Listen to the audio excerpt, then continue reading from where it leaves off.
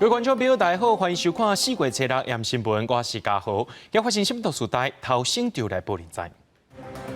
国内伫今仔日增加281个本土病例，但市长也讲，这疫情还未到上界严重的时阵，伫4月底进前恐惊会来拖开。这礼拜五暗时11点，在加马祖绕境进口特别起价咯。指挥官陈时中表示，暂时无要甲这个防疫措施进行变动。乌克兰总统泽伦斯基针对联合国安理会实施演说，伊表示应该甲罗西亚踢出联合国的安理会。新闻一开始，赶紧来关心咱国内疫情消息。国内伫今仔日增加281个本土病例，是今年以来上界严重的数字。指挥官陈时中也讲，这疫情还未到这个上界严重的时阵，可能到4月底前会规来拖开。另外，为着要兼顾到这个需求加社区的防疫，指挥中心宣布，对今仔开始放零居家隔离的标准，若准是带做伙的人会当伫咧同一户内面隔离，不过入境的民众就袂当安尼做咯。清明年假了后头一个上班日，新冠本土疫情大爆发，找到新增加281个本土病例，佮创下今年以来高一天的新高，而且包括全台湾的17个县市。其中以新北的亲戚朋友、学园的群主新增加40个上济，过来是甲家人某一个场所相关的增加32例，高雄某一个场所新增加12例，台北有一个所在新增加8例，桃园的一间学校、甲宜兰的某一间学校加起来拢总新增加6例，台中食喜酒相关的增加6例，台北某一个学园的群主是增加4例，大潭电厂相关的是增加3例，新北某一个社区新增加2例。桃园一间工作室新增加2例，某一个旅行团甲花莲资济病院相关的是新增加1例，因那台北某一间餐厅是增加1例，桃园某一间银行的群组是新增加1例，新通报当地做疫调的，目前有163例，但是中讲疫情的高峰可能是伫4月底进前。我了解是到高峰可能时间还会更快了哈。那台湾到现在我们是现在刚开始而已哈，那还值得我们观察。另外，考虑最近疫情野悬。为了兼顾实际需求甲社区防疫的安全，指挥中心宣布，为即时开始放零居家隔离的规定。居家隔离要是爱以一人一间为原则，若是厝内有爱隔离的人，会当伫咧共一户内底隔离。不过，疫情甲便所用了后，就一定爱做消毒。那安尼就会当用共一间洗浴的设备。不过，代表入境居家检疫的人，就无适用这个规定。本来共同生活的人，互相染疫的可能性就很高，而境外移入的，他是刚刚回来，并没有跟原来的家人，是在共同生活在一起，所以如果只用这样的一个共用卫浴，还互相染疫的可能性会增高。因为立委廖国栋的助理，顶一日传出确诊，而且陈时中要去立法院做市政报告，外界关心讲因敢有收到细胞感染做快筛。针对这点，陈时中强调讲，伊并无甲确诊者有接触。目前已经有2个立委防COVID的隔离当中，共一个老陈的立委甲助理嘛爱做快筛。在那一天我早上有去做了一个专案的一个口头报告之后，我就因为另外有一个会议，所以我就离开了，并没有碰到就是说廖立伟跟他的一个助理，我们是完全没有碰到。本土疫情连续2天超过200例，大家骂稳定的活动敢会因为安尼来取消？但市长强调讲，并无要求活动都要取消或者是延期。目前希望和民众会当正常来生活。也若行政院再去召开防疫会议，行政院长苏贞昌表示，会持续采取轻重症分流，互重症甲侪岁确诊者会当伫咧病院内底做治疗。也若无症状甲轻症的确诊者，是安排伫咧集中检疫所甲加强版的防疫旅馆隔离照护。记者综合报道。讲到新北市的部分，伫今仔日增加115例，其中3间某一个国小老师所传出来病例就38例，另外伫中和某一间公寓的群聚感染案也增加4个人染病。新北市长侯友宜表示，目前还未到上界严重时阵，伊也烦恼讲这病例数一直增加出来，会害医疗体系规个崩盘。新北市政府即马就化工，就爱推出在家照护，利用这个政策来应付无症状或者是轻症患者。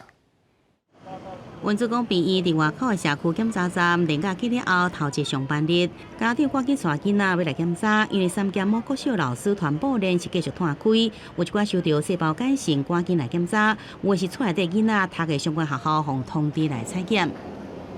我不知道前后的人是谁啊？对，然后如果万一真的因为排队然后被传染，也是蛮可怕的。父母的人大概2小时，大家都又会变得另类的情绪了。由新北三甲只有家有社区检查站，现场是排队排真长，民众感觉惊吓。另外，疫情也伫清悬，新北市确诊人数是继续清悬，初头一天新增加115例，占全台湾上多。其中，甲三甲某一间国小老师的相关案例有38例，中和母公务互相小话也新增加4例，外县市确诊相关有42例。新北市长侯友宜表示，就算也无到疫情的高峰期，依然必须保持警觉。到现在为止，我都不认为现在就是高峰期，我们还是要面对越来越多的无症状跟轻症的确诊者。疫情继续一直拖，为着人也一直增加，惊会拖到这个医疗量能。侯友宜首先发出爱推动特体照护，也调一拍内阿东甲上河这7间病院来开会，希望落实病院分区分级照护，应付更加多无症状甲轻症患者。现在是以7家医院为分区指挥医院。那在这个下面呢，它会有卫生所，还有其他的医疗院所跟它一起配合。那用的呢是智慧照护平台。那有需要的时候启动远距医疗，以及呢给予建立绿色通道，有疾病的时候可以尽速就医。除了对中央发出特体照护，新北市府也重新启动三重埔集中检疫中心，来提早做收治分流，防范医疗量能无法度负担。记者综合报道。全观众朋友来关心南部疫情，嘉义10军团的营区内发生群聚感染案，3月至9、15日2位新兵确诊了后，科列其他的人也找出5名新兵确诊，目前是还未甲因偏案好。高雄伫今仔日也增加37个人染病，其中22例就是雅阁会馆的群聚感染。这个案件已经拖到关港，还佫有人去因的厝内面咯。市长陈其迈也下令讲，对即马开始，特定的5、6场所拢要扩大体检3天。清消人员伫营区内底消毒，陆军10军团伫嘉义县的正中营区爆发群组感染，2名新兵因为发烧等症状看医生了后确诊。接到疫情指挥中心公布个案，县府启动疫调，第一波扣列86个密切接触新兵，甲干部做采检，发现有另外5位新兵也确诊，目前也无病例案号。所有的人全面采检，分仓分流管理就是整个。为了避免整个疫情可能有潜在的这个感染者，所以扩散。7日早起，大林主责病院也进驻完成418人体检，因为7名确诊新兵3月至9、15了后无离开营区，指挥中心甲县府将营区列为防疫重点，扩大疫调。另外，高雄是7日确诊数第3高的县市，其中来自雅阁会馆群聚的都22例，全部总共增加37例。员工以及在现场的顾客，还有第2圈，就是这些员工或顾客的同住家人以及密切接触者。那个群聚拖到员工、人客甲共大亲人密切接触者，确诊者行踪遍及三民组营甲另外区顶真一间有名餐厅，互环保局这2天无用4个清消。不过市府也承认，那个群聚案的风险伫流动工作人员造成特定场所之间的流通。它是从其他的特定的场所来当地来会馆工作。为降低风险，陈其迈宣布，为即马开始，舞厅俱乐部这特定5、6场所扩大采检3天，员工要有3天内 PCR 阴性证明才能提供服务。因为小港境外案的共大亲人当中有2名学生囡仔确诊，因读的国小有风险天过6天到11，确保校园未出现群聚问题。记者综合报道。讲到基隆市政府即马正在推动一个爱心体检计划，有真侪民众拢来领这快筛试剂，亲像基隆7堵今仔日有5000多份的快筛试剂，伫中昼进前拢去放行了咯。这个计划对初5开始，一直到初6中昼咧，就有人回报讲是快筛阳性，而且甲因找去做 PCR 采检，也有人验出确诊咯。另外，基隆伫今仔日增加26个人确诊。工作人员大声请伫排队的民众赶紧来登记资料，领快筛试剂，领好登去厝里做快筛。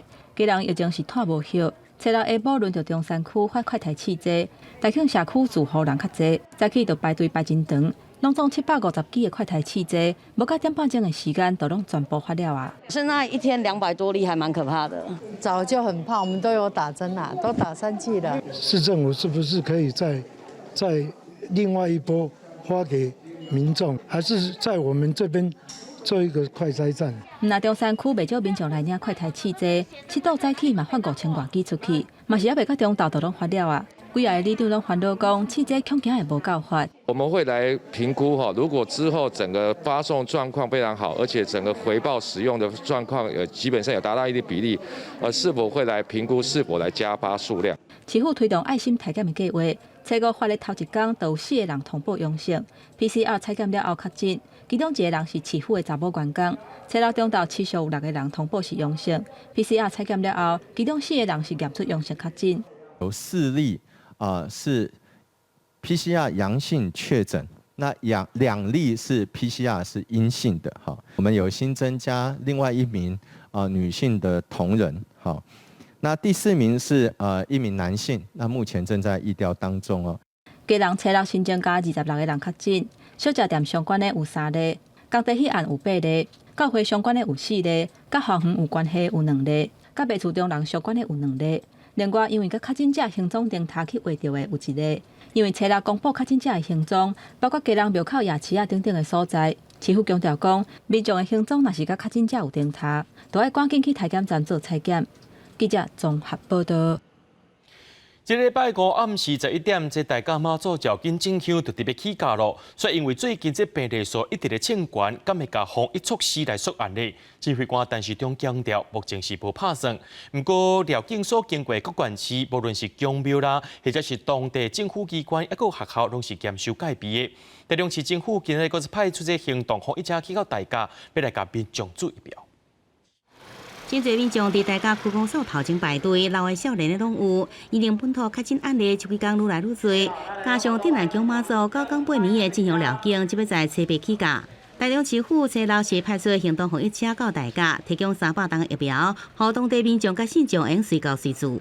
跟着走大甲妈的那个绕境活动，然后还有自己在庙里要准备迎接大甲妈，所以就先来打疫苗。很多人呐，很多人啊，会怕感染呐。会怕感染。哎，对对对。该来住的。哎，对对对对。大甲妈绕境期间会经过中华云林嘉义3个县市，沿途的自家袂少庙司。今年拄到疫情清悬，部分的宫庙已经宣布袂提供信众休大甲饮食。因为疫情的关系，咱镇南宫的庙内吼，今年完全拜托大家唔通到庙内困。这里无法度讲法，会当伫公园啦，还是伫家己伫车顶啦吼，伫甲车顶休困，可能会较安全。大甲妈用了经有当时也会进入学校内底，不过台中市甲云林县府先后宣布禁止开放学校。彰化县府是依照中央的指引开放超定课场，不过实际上是不是开放是由各校来决定。教育部的开放指引，我们目前的学校是可以仅开放操场的部分。不过是否开放操场，还可以透过学校的防疫小组会议，针对因为整个动线的规划去做决定是否开放。台中市初六本土确诊新增加2例，也有1个逢甲大学机电系学生确诊，即阵也无暗号。学校宣布该系停课10天。彰化县是有1个特殊隔离期间发病，拢无去过公共场所。台中彰化疫情看起来较平稳，不过宗教了境会有真侪人行动，地方政府永远唔敢来放松。记者综合报道。讲到最近这阵本土疫情也拖入去校园咯，教育部表示，目前全国13个县市，计共90多间学校是全校停课，或者是部分停课。今仔伫台北市就飞到8000位学生等咧停课咯。市长郭文哲表示，鼓励学校若准会当线顶教学，就该做是线顶教学。而且最近的确诊者有不少是少年囡仔。台北市也宣布讲，对这礼拜开始，台北市的疫苗预约系统会开放予中学生去登记，而且鼓励老师带学生囡做回去。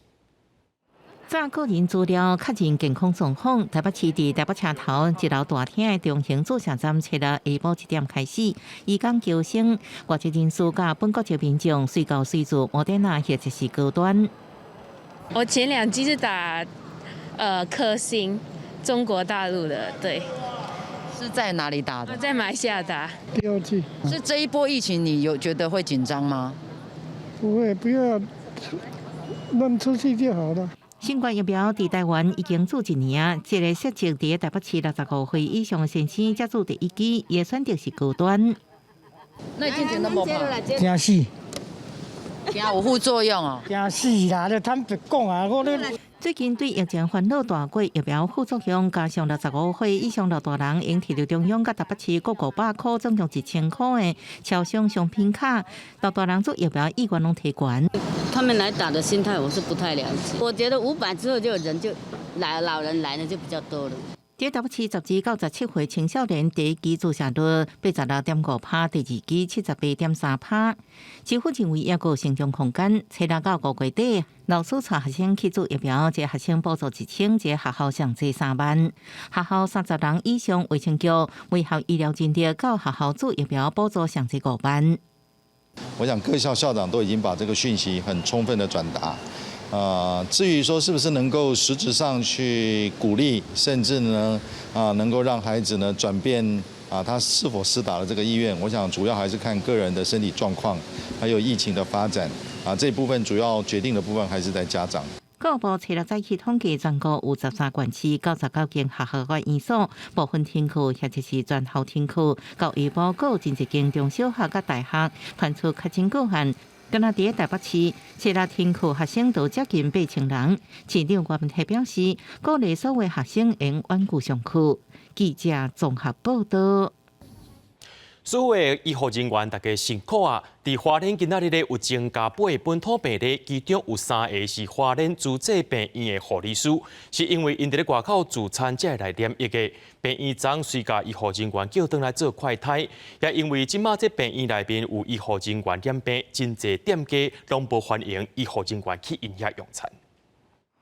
这多稳定来自台中2岁查某囡仔感染源的花莲主治病院，所伫今仔日又增加3个护理师确诊，不过因唔是伫咧院内感染，是伫餐厅食饭的时阵去围着。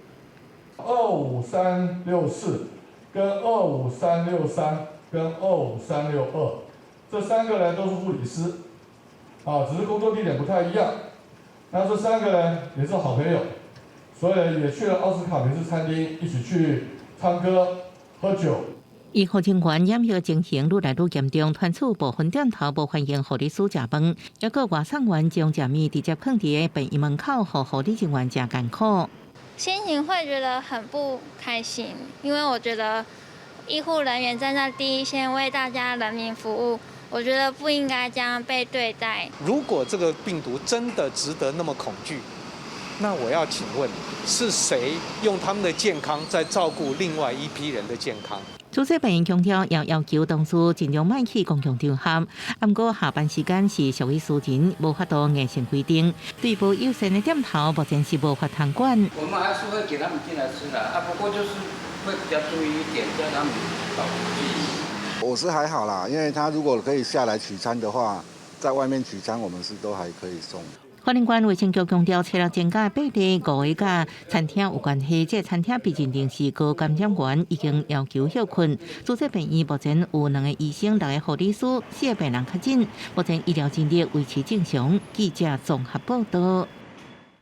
讲到美国的物流仓库3月初10发生火灾，这是烧21天才甲全部的火龙拍花。目前也当咧处理这火灾过后的废弃物，也因为这寡废弃物有臭味飞出来，桃园市政府先甲业者罚500万。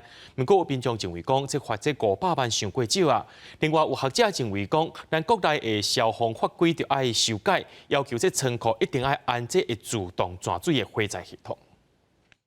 美福仓库3月初10半暝发生火灾，伫31暗时才总算甲火拍花，拢总烧21天。动员上百人厝的消防人员来协助拍火，落尾才处理掉。目前已经进入废弃物清运的阶段，不过臭味一直闻出来，附近的居民是强要制裁袂掉。针对桃园市政府顶一日甲美福仓库以上当罚500万的空污法改裁罚，民众是拢感觉讲这根本就无陷害到。是有一点少了一点啦。怎么？你觉得应该要多少？太久了啦。超臭，然后你们每天要这样忍耐？对啊，每天的，很臭。空污的处罚的规定是最高限额是500万，那我们是以最高额来罚款。那目前正在进行废弃物的清运。面对这期，桃园市长郑文灿表示，已经要求业者按照废弃物清理计划书，伫上短时间内清理好势。另外，附近17个里照空污保险分做3级，市府会协助业者处理赔偿的代志。不过最近小连续发生几件仓库甲工厂的火灾，因为火势影响的范围真宽，而且时间阁长，嘛可能有安全的疑虑。有学者就建议讲，政府应该重新来检视消防法规。就未来自动仓储会越来越多哦，那法规应该针对工厂跟仓储，应该是要强制做自动洒水啦，就一定规模，门槛要参考这个欧美跟日本哦，应该要往下修。学者认为讲，目前法规设计强度主要是保障生命安全，不过嘛应该考虑一定程度的财产安全。主要是仓库甲工厂，伫台湾的 GDP 甲供应链拢占真重要的地位，影响的毋但一间企业尔，而且对家庭的生活、环境的污染、甲地区产业拢会产生真严重的冲击。记者综合报道。继续带观众朋友来关心这罗西阿帕乌克兰的战争一寡新闻。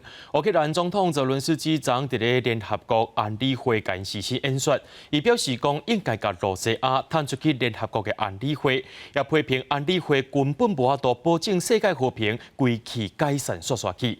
不过罗西阿却批评泽伦斯基拢伫咧讲白贼，也强调军队伫咧乌克兰将来就唔捌攻击一般百姓。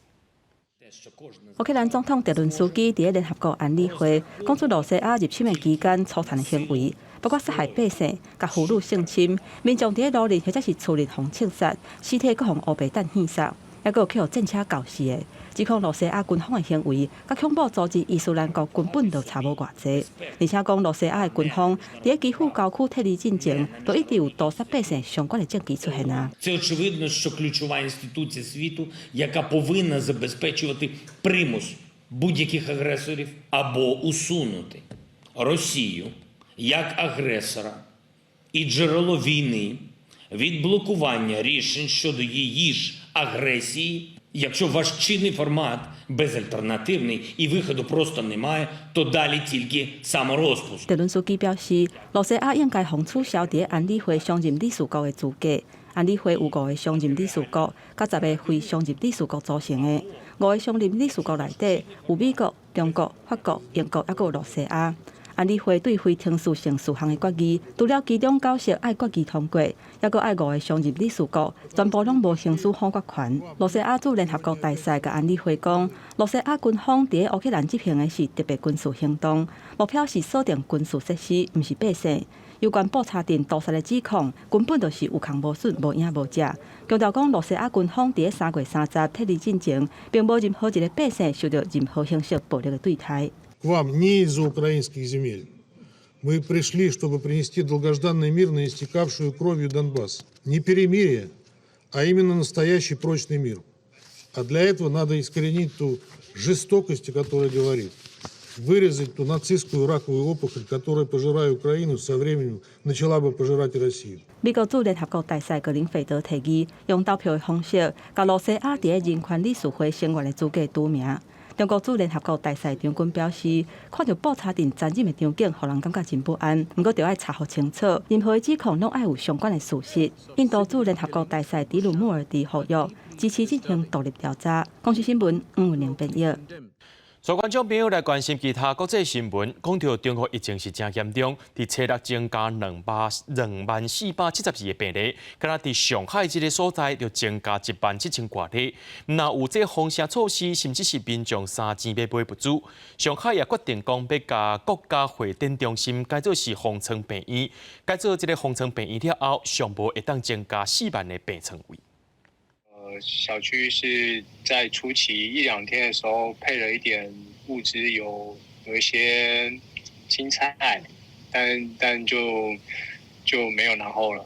2月中，登去上海工作的台湾人 Nick， 才经过21天的隔离，时阵佫拄到严格封锁状况，政府送来青菜，过1礼拜伊拢食完啊，必须经由管道才好都买到物资，尤其毋知什么时阵才会解封，互生活是更加无方便。完全就是没有一个 schedule 给到我们，就是说可以到什么时候我们可以有什么样的一个进展都没有。上海疫情继续一直拖，轻症也是无症状感染者互集中隔离，不过持续传出有隔离点管理混乱的情况。网络上出现南汇封村，最近发生抢物资，包含水、面酒、皮等，影片内底敢若抢到一箱水的民众，讲敢若像暴乱。像暴乱一样的。上海市卫健委初6通报，新增加本土病例17077例，包含无症状感染者。上海也决定甲国家会展中心改建成做风霜病院，起好了后，可望提供超过4万个床位。另外，上海新国际博览中心的风霜病院也头一摆开设亲属风霜。生活物资呢都已经摆放在了每个床位上，包括这里有洗漱用品、拖鞋、脸盆、毛巾等等。中国初6通报新增本土20472例，这是中国3月疫情大爆发以来头一摆超过2万，也是连续第4天数字超过1万例。除了重灾区上海，我军的大湘东定昆山初6起连续3天采取更加严格管控做法，停止一切非必要流动。受影响大厂超过30间，包含新兴子公司、金州子公司等，拢宣布先停工。记者综合报道。香港特首林郑月娥宣布无要来选连任了后，是甚么人来选的？香港媒体拢报道讲，中国政府支持香港政务司长李家超来选后一任的特首。李家超伫初6的时阵已经辞掉政务司长的职位，而且伫暗头仔宣布要参选这香港特首的选举。不过，也有民众伫咧烦恼讲，本地做警察的李家超因过摆打压民主派言论，若准选掉了后，恐惊会愈来愈无自由。我辭職嘅原因係，如果我嘅辭職獲得中央人民政府批准，我打算準備參加下一任行政長官選舉。李家超請示香港政務司長要投入第6屆香港特首選舉。根據香港媒體報道，有消息指出，香港中聯辦表示，李家超是唯一支持人選，呼籲選委支持，這也代表李家超有可能是下一屆香港特首唯一候選人。李家超今年64歲，香港出世，一路擔任警職。2012年開始擔任香港保安局副局長，2017年升任局長，2011年又升做政務司長。即馬是得到北京政府欽點，可能是第一位警務人員出身的特首。不過過去李家超在香港各項民主運動扮演的角色和言行，明顯偏向中南海。政治評論員桑普煩惱中國未來對香港治理會採取更加高壓的手段。很多的犯罪就可以加上來，所以以後可能本地的基本法第23條立法會把這個地方加上來，對香港操控應該是越來越跟中國接軌，就是可以跟深圳、上海情況沒有分別。有學者認為，李家超出線顯示中國共產黨下半年要舉行的第20次全國代表大會，未繼續執政的習近平，無希望香港出現任何狀況。基本上還是穩定的，穩定。好，愛國哈，那麼服從這個北京方面的這個指示來辦事，好，不要讓香港這個出現這個亂子，啊，就大陸的這個角度來看，好，那我覺得這一點的話，那麼你這個李家超他應該是比較蠻適合的。學者認為，雖然香港一向是國際商業金融重鎮，不過北京政府選擇警界出身、加商界人員無簽的李家超做下一任的香港特首，也代表香港未來維穩的重要性，比經濟發展較大。記者綜合報道。講到羅西亞拍烏克蘭戰爭已經影響到非洲大陸啊，有真濟社會國家攏愛對烏克蘭甲羅西亞進口麥仔。發生戰爭了後，這麥仔是無度進口，而且社會目前當地可看，歷史社會國家有幾千萬人，恐驚是無物件通好食。若準是規個非洲甲算起來，恐驚有3.4億人當咧遙寄食堂。根據英國慈善組織樂施會加濟國家機構最後所發布的報告指出，又面臨區域內極端伊斯蘭組織的衝突，加上極端氣候是愈來愈嚴重，爆發可汗甲做大水，社會國家正面臨過去10年來上界嚴重的糧食危機。若6月戰爭無得到實際援助，可能會有3800萬人受影響。真濟社會國家對烏克蘭甲俄國進口小麥，即陣兩國爆發戰爭，要欠糧的情況更加惡化。6 out of the 12 countries where Oxfam operates in West Africa import their wheat from Ukraine or Russia, and because of this crisis, in Ukraine, this is no more possible. 由中西非地區嚴重可汗造成糧食產量大大減少，糧食價格已經大起3成。另外，烏克蘭的危機也影響到國際間對着非洲國家的補助，最近也有40億美金，唔知變怎來補助。另外，國際紅十字會報告也指出，氣候衝突加上新冠疫情，已經糧食價油價大起，整個非洲大陸恐驚會有3億4600萬人食袂飽。當國際在關心烏克蘭危機的同時，也袂用來忽視非洲大陸即陣正在發生的危機。attention on the plight of the people in Ukraine, which is of course terrible, should not prevent the world from looking at other crises, including the one that we are talking about today, the food security crisis in Africa. 另外，东非的肯亚即阵由于政府无法度来支付石油公司应该有的补贴，造成石油公司拒绝送油，造成燃料是严重欠款。加油站连续几啊天，真侪车排队等，拢是等要加油的民众。Yeah, fuel is food, fuel is everything, fuel is cool, fuel is almost running everything. 肯亚政府甲石油公司达成大约1亿1300万美金的补助协议，尽管肯亚政府测试强调会增加预算来进行补贴，来让燃料稳定供应。不过到初5依然是无实际动作，也批评石油公司调降第一吨油品，更加强调肯亚的汽油柴油度量拢真有够，呼吁民众唔免伤过惊吓。公视新闻郑婉琴编译。罗西亚拍乌克兰的战争，伫经济层面已经影响到亚洲地区啊。根据着亚洲开发银行上届新的预测，讲这战争已经让国际油价起价。2012年规年亚洲地区除了这通货膨胀的爬数变大，经济成长也落小快，对去年12月所预测的5.3%达到5.2%。亚洲开发银行首席经济学家朴智穗初5在一场视讯会议中指出，俄罗斯甲乌克兰战争唔但造成整体经济无确定性，更加具体冲击就在石油甲天然气的供应链。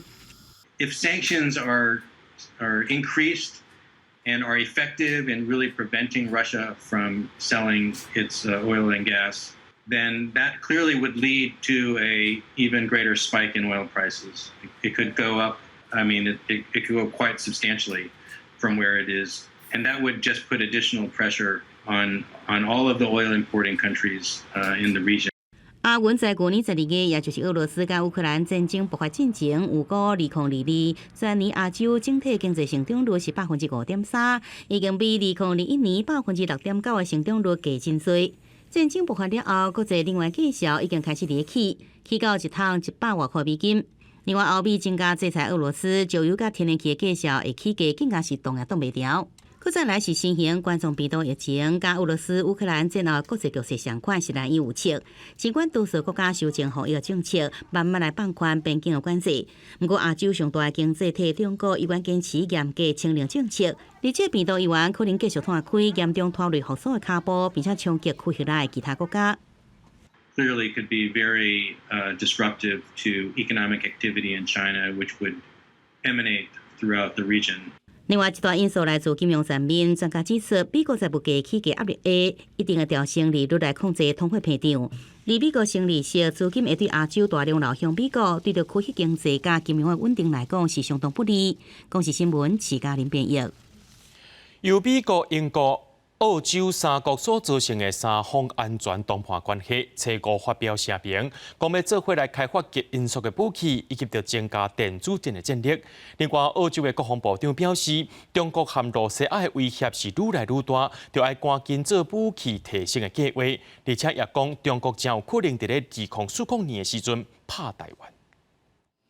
由美国、英国、澳洲三国合作组成的安全联盟 AUKUS 初5发表联合声明，表示要共同开发极音速武器，扩大电子作战的能力。While Australia, together with our partners and allies, have very sophisticated and very advanced forms of defence, hypersonics are an area where we're looking to significantly upgrade our capabilities, and they're part of modern warfare. 去年9月，三方宣布建立友好关系，英美两国承诺要协助澳洲打造核动力畅水艦。目前印太地区无稳定情势之下，即摆要合作发展极音速武器，目的就是要维护澳洲的国家安全。有专家认为，这针对的是中国。We do these things to keep Australians safe. We do these things to bring balance and strategic certainty to our region, and that's why we work with so many partners in the region. 最近，中国甲俄罗斯一个发展极音速军备。在俄乌战争当中，俄罗斯第一摆出动极音速飞弹轰炸马里坡。外媒引用澳洲副总理讲法，目前中国研发的极音速飞弹14分钟就用拍中雪地，若在核弹头就算无拍中目标，杀伤力也真惊人。Look, I'm concerned about not just the next few years, but over the course of the next decade as well. There was a working assumption that an act of aggression by China toward Taiwan might take place in the 2040s. I think that timeline now has been dramatically compressed. 俄国入侵乌克兰对欧洲造成威胁，中国是毋是趁这机会起来印太地区国家提高警戒？澳洲国防部也宣布开35亿澳币买长程打击飞弹计划提前，未来会安装在战机甲军舰顶悬，增加澳洲的军力。公司新闻王碧文报道。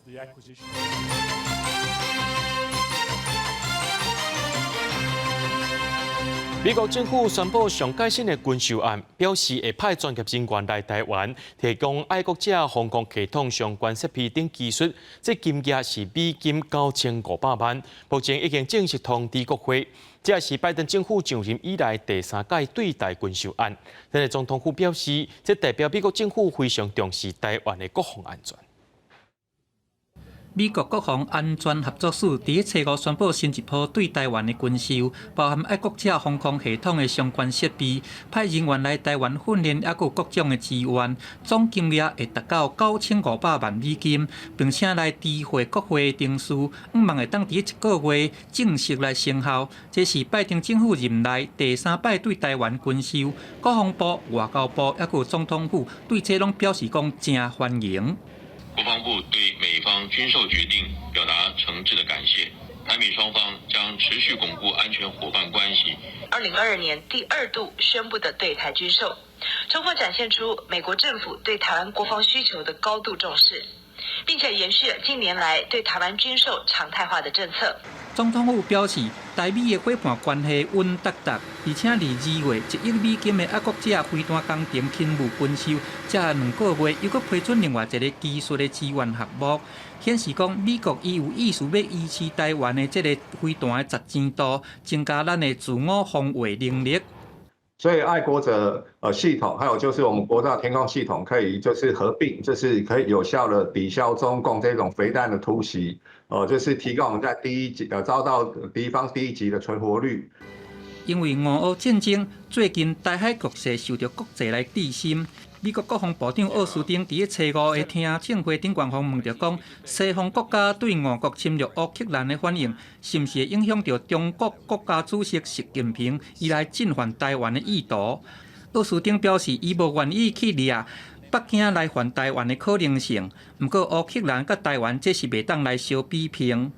记者综合报道。咱的国军伫这几年拢有招这职业军人，不过根据着监察院的调查报告，讲这5年来有18000多名的志愿官兵提早退伍，等于是国军有18万外的这个伤病兵力咧走一城去。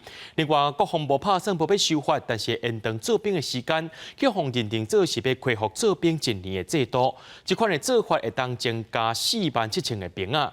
就学者建议讲，互其不役伫咧台湾本岛，其他就自首外岛。国军招募即马有效果出来，最近这2年的变现比有到90%，不过离退率嘛受到大家关注。根据监察院的调查报告，最近这5年有18306个志愿官士兵提早退伍，内底有15664个人是个人申请，敢若有要3000人是因为去互记2支大学以上等来退除。这18000外的志愿官士兵，因提早退场，等于是国军18万外的伤病兵力流失1成。国防部分析，志愿役的士兵意识用不良48.3%占上济。专家认为讲，原因包括工时伤长，无法度发挥全长，甲勤务伤过插杂等等。在相关的精进措施上，也会包含不管是官兵的照顾，还有怎么样在工作环境上去做一个改善，这个部分都是我们努力的一个方向。留美的一些很好的军官，到后面返国之后呢？居然都是从事的翻译官，世界各国都是碰到天灾的时候一样也会去救灾，没有错，也会派军人。但是，台湾的军队的救灾多了一个，除了救灾抢险之外，它还多一个复原。针对这点，有立委建议讲，应该提升招募中心的位阶，提悬到4级，充分检讨离题的原因，提悬留营率。另外，国防部倾向卖修法延长役期，去互解脱做事，恢复1年制的征兵。不过，编制官额会增加到47000人，等于是扩军2.5%。要安怎消化一个手增加这么济阿兵哥？学者建议讲，会当采用双臂部队驻防外岛，义务役驻守本岛，比较新制教调，以户口徛的所在来服役。未来的义务役可能，比如说在一个旅里面，可能就是一个补充兵营，或2个补充兵营，这样子就是专门是义务役的部分。这样子，我想可以让整个单位的就是战力跟那个干部的负担会减轻。义务役过去方认为讲是薪水增加劳动力。学者讲，国防部即马第一要紧的问题是改善加薪的待遇。不过，敢若提悬到基本工资的月级，国是一年义务役的工作延期费都爱240亿。政府听民意要做兵役改革，不过嘛要看国防预算敢有法度来运用。记者综合报道。昆顶的台湾籍因为有确诊者去参加煞尾活动临时用法庭，嘛因为有真侪大学生在场，高雄屏东着5间大学遂改做是线顶教学，其中高雄科技大学是4月7日公布，车10进前呢全校改做是线顶教学。另外，基修大学也要求有参加台湾籍老师甲学生，拢爱自主健康管理，暂且莫来学校。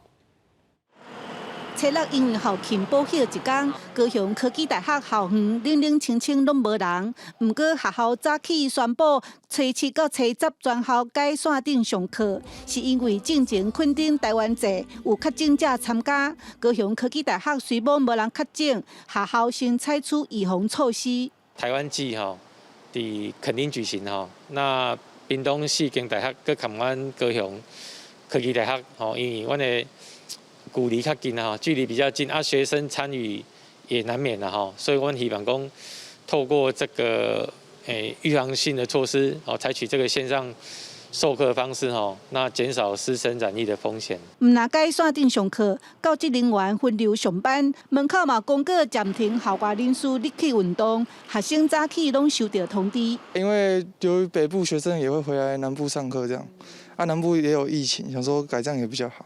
另外，义修大学是决定有去参加台湾籍老师甲学生，拢爱自主健康管理到初10。这段时间线顶上课，其实因为台湾籍活动有人确诊，疫情紧张，屏东已经有4间大学临时改线顶教学到初10。高屏的大学拢无希望，连假了后疫情搁翻头。记者邓亚文为做高雄报道。这连续假期拄结束，伫新竹县的食品国小4月7日就传出有2个学生囡仔确诊，全校是紧急宣布停课，一直到4月11日。嘛通知全校的老师、学生职员，早起拢赶紧来学校做采检。一透早接到通知，家长赶紧带囡仔来学校做体检。新竹县10兴国小2名学生因为接触到外县市的确诊者，在隔离的期间确诊，学校宣布全面停课。有密接者已经是会被私下会被通知到，没有被通知的就是来这里补筛。后续可能会线上上课，对，可是说他们学校还在讨论了，不知道什么时候开始。8点我们的大安医院就进驻，现在正在采检，那总共人数大概2000多位那2000多位我们预估今天都可以把它采检出来。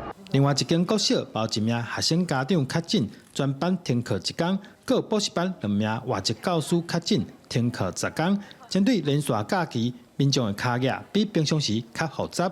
教育局刷落来看采检状况，参卫生局讨论。学生采检情况之后，我们会跟卫生局这边全面性的来做检讨，是否要针对校园开放或者是相关停课的标准来做滚动式的一个调整。新竹县初6有12人确诊，卫生局把赶紧派人针对确诊者去过所在进行消毒的工作，避免新竹县疫情继续拖。记者刘君豪新竹报道。台铁产业工会不满台铁公司化草案无经过劳资协商就送到立法院，而且伫初7就要审查。台铁产业工会就提早召开记者会，强调安全条例无做到够，就无应该硬要立法。因也表示讲会参加5月7日劳动节的大游行，拒绝加班。5.1凯道真平安，黑箱条例莫闯关。台铁公司化条例草案初7就要伫立法院来审查，不过台铁产业工会也是认为政府要正视因的诉求，像安全改革、基层参与等等，要求3承诺3参与。这6点我们也分别已经送出了劳资争议调解，送出调解申请，所以我们在这里呼吁，就是交通部跟台铁局应该要，如果是真的为台铁的行车安全要希望有保障的话，那应该就要同意工会的诉求，签下白纸黑字。台铁产业工会批评将要审查的失地条例草案，不断强调资产财务分配有关安全的部分，也是真铺拍。虽然交通部长有讲过会采纳工会版本5项条文，不过对因来讲无实质的安全条例，专案就无应该强行立法。另外，产业工会嘛宣布会加入台铁企业工会5日依法放假的就开道游行。我们可以让请假的员工来跟我们台铁产工一起上街头去进行5·1游行。5·1游行这个其实我们以前也都有陆续参与过，只是我们这次算是第一次比较大规模的要动员会员跟员工来参加。台铁产业工会表示，伫发起5日基座加班连续以来，2礼拜就收到9000份的同意书，而且又搁咧增加。因嘛呼吁员工要站出来争取权益，面对工会的行动，台铁表示暂无回应。记者陈亚文、李秀凯台北采访报道。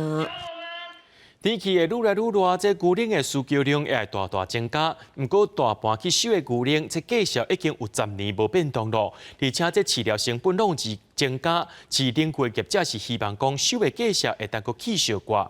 目前这奶牛业者也甲牛奶工厂针对起价，目前是无共识。农委会是希望大家会当个再好好讨论。牧场人员当咧无用放牧草甲饲料，人牛烧济咧抢价。台南柳营的八老爷鹿农专业区是全国第2大的鹿农区，但最近饲料大起价成本加重，农民强要记载袂掉，望牛农场收的价格会当个提悬。不过几日前的会馆大会，牛农场规期是提出未见讨论，双方是到单也无共识。那我们也希望说，我们牛只能够吃到比较营养一点的好的饲料啊，所以我们还是希望能够有一种公平交易的方式啊。我们希望能够进口的那个粮草啊，或者是饲料啊，都能够至少能够回到之前的价格。乳厂一直认为说现在不是这个调整乳价的时机哈，所以他们当场在乳价评议委员会里面呢，他们就拒绝了。而且我们很希望说，这个乳价哈，这个万物齐涨的情况下，大家都能够负担一点点。过去牛奶若是要讲价，大概拢是按伫咧交价。不过牛奶场是表示，就算讲牛奶起价，小盘甲市民的介绍也是按条条，根本就无赚。若讲硬要起，颠倒引起消费者的不满。目前也咧甲农委会讨论当中。也若农委会特务处是表示，希望联谊会之间会当家己新敲策，卖请中央特产会赶紧开牛奶评议会，解决目前农民的困难。我们还是会请那个乳厂跟个别的那个酪农的联谊会，那针对双方的一些不同的看法之后，加强去对话，然后去形成这个共识。那这个部分也是基于市场机制的部分来做处理。末端零售价格的这样的一个变动，针对这部分的联动，如果有这样的一个状况，我们会密切的去注意。牛奶价格有分品质的关价，目前一日对30块到32块，基本价格已经10年拢无调过。农委会是表示，特务处已经正式发文给各酪农协会甲牛奶场讨论，刷了才会交牛奶评议会来瞧，望会当紧解决农民现在处境。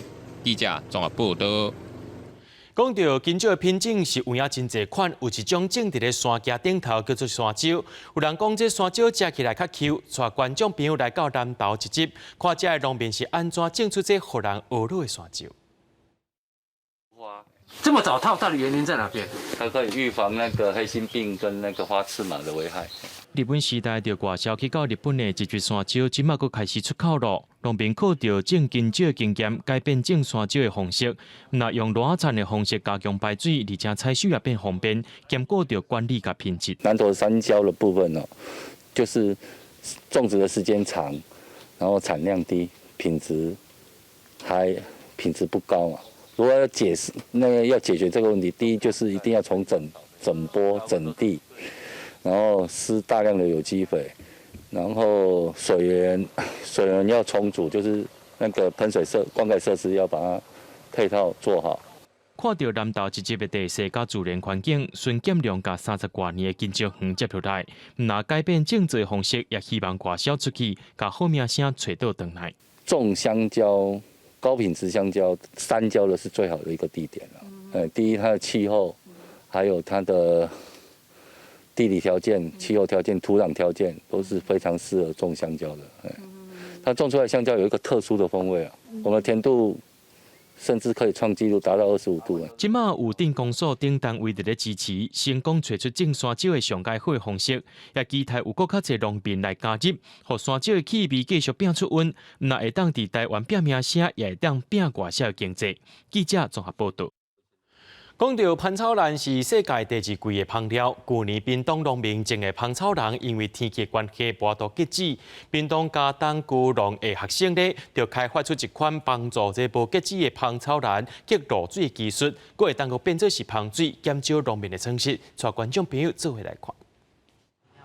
园区内底这款一丛一丛的植物是芳草兰，是世界排名第2贵的香料。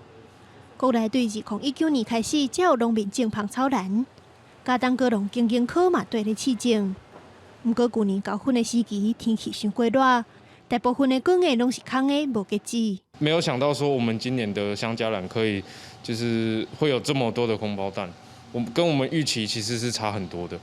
那我们得知了这个消息之后呢，我们就立刻去用我们想到的所有的方式去试试看，可以把它变成其他的产品。因为唔甘家己等3年煞无成果。嘛想要帮助农民减少损失，嘉东高农的学生想尽办法，要互空的果叶嘛有利用的价值。试真侪办法了后，发现会当个果叶结做露水，30公克的果叶就会当结出3公升的露水，这寡露水就会当摕来做芳水等等的产品。果荚，我们经过蒸馏之后，把它形成一个香荚露的话，或许会是一个新的产品。因此，我们就开发出这个香荚露这个新产品出来。因为农民他们把空包不要的都把它丢掉，那我就想说可以帮助农民，那帮他们之后可以把这些空包蛋再拿去做利用。不少因为天气影响收成的农民，知影嘉东高农正在研发新技术，拢把果叶提供给学生研究。但这项结露水的技术，嘛，互种芳草兰的农民有一条新的销路。希望未来技术稳定了后，会当互相配合，建出一条完整的芳草兰产品供应链。记者综合报道。明仔载天气是好也是歹，做伙来看预报，恁就知。